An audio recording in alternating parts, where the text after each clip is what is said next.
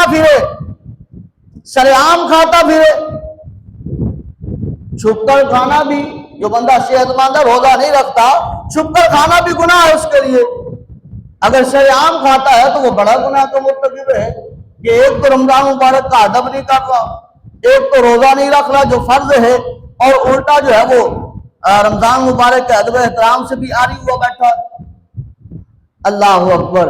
پھر کیا اللہ تبارک و تعالیٰ کی رحمتیں اور برکتیں اسی طرح کہ رمضان مبارک میں ہمارے بھی بخشش ہے، گناہ بھی کرتے رہے، ناقص مال بھی بیچتے رہے، اچھا کیا کہ قسمیں بھی اٹھاتے رہے، جھوٹی گواہیاں بھی جھوٹی دیتے رہے، اور شریعت مطہرہ کو بھی پامال کرتے کی کوشش کرتے رہے، تو کیا پھر بھی ہماری بخشش؟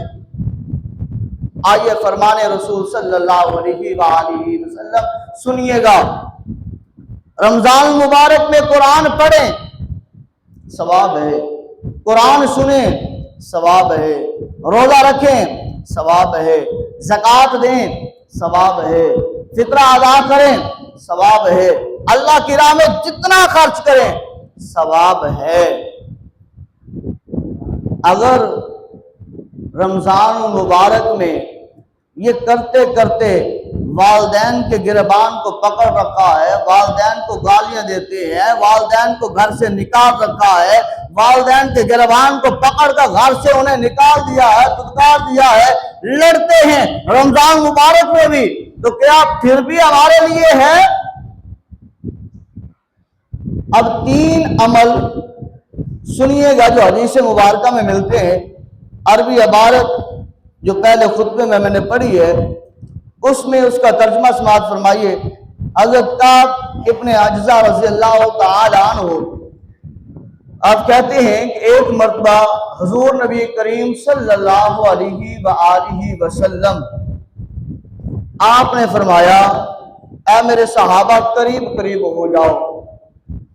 آپ فرماتے ہیں جب ہم ممبر کے قریب قریب ہوئے تو لجپال نبی صلی اللہ علیہ وآلہ وسلم آپ ممبر کے زینے پر، ممبر کی سیڑھی پر آپ علیہ السلام نے اپنا قدم مبارک رکھا۔ قرآن آواز سے کہیے سبحان اللہ۔ آپ نے قدم مبارک رکھا، وہ قدم مبارک جس کی قسم خدا اٹھاتا ہے، لا اقسم بہذا البلد وانت حل بہذا البلد ووالد وما ولد۔ اللہ اکبر۔ فرمایا جیسے حضور نے قدم مبارک رکھا تو حضور علیہ السلام کی زبان سے جو آواز آئی وہ یہ تھی آمین۔